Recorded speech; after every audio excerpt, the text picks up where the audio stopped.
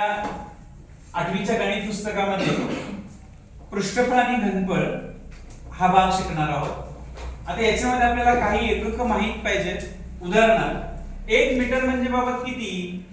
1 metre याचं centimetre मध्ये रूपांतर केलं तर 100 सेंटीमीटर। 1 मीटर बरोबर किती होणार? 100 सेंटीमीटर।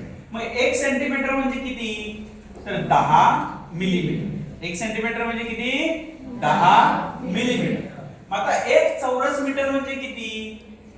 तर 100 सेंटीमीटर गुणिले 100 सेंटीमीटर।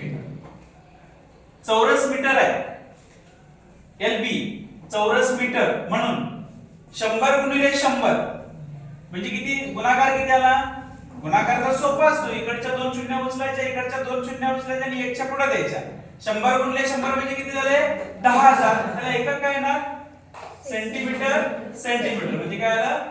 चौसेमी। आता हे घातांकाच्या रूपात लिहायचं असेल तर इथे किती शून्य आहेत? 1 2 3 आणि 4 म्हणजे 10 चा कितवा घात? 14 घात। एकक काय येणार? चौसेमी। एकक काय येणार? चौसेमी। लक्षात आलं का वरचा पॉइंट? त्याच्यानंतर चौरस सेमी म्हणजे काय? मग 1 चौरस सेमी म्हणजे तर 1 सेमी म्हणजे 10 मिलीमीटर। मग चौरस सेमी म्हणजे 10 गुणिले 10 म्हणजे 10 मिलीमीटर गुणिले 10 मिलीमीटर बरोबर किती आलं? 10 100 चौरस मिलीमीटर। आणि हेच घातांकाच्या रूपात कसं लिहिणार? 10 चा दुसरा घात। किती शून्य आहेत?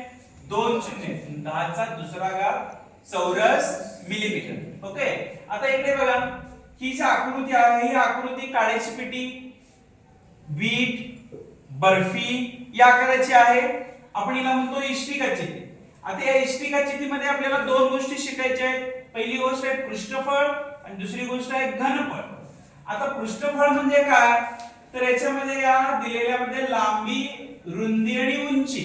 समजा ही त्याची लांबी आहे, ही रुंदी आहे आणि ही त्याची काय? उंची आहे। तर त्याचं सूत्र काय आहे?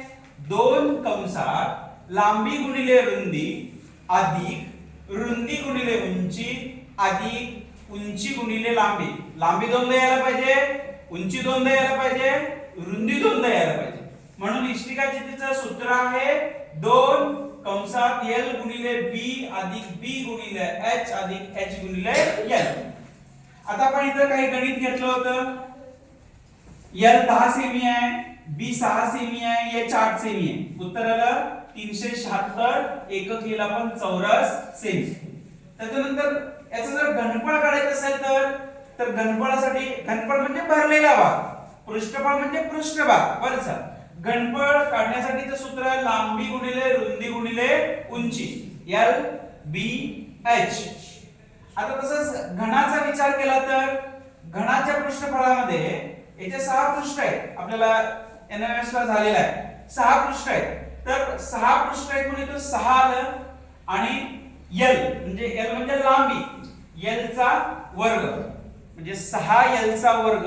आपण त्याच्यात गणित घेतलं होतं L बरोबर किंमत किती घेतली आपण? 10 म्हणजे 6 गुणिले 10 चा वर्ग, 10 चा वर्ग 100 गुणिले 6 म्हणजे उत्तर किती आलं? 600 चौरस सेमी। हे पृष्ठफळ आलं।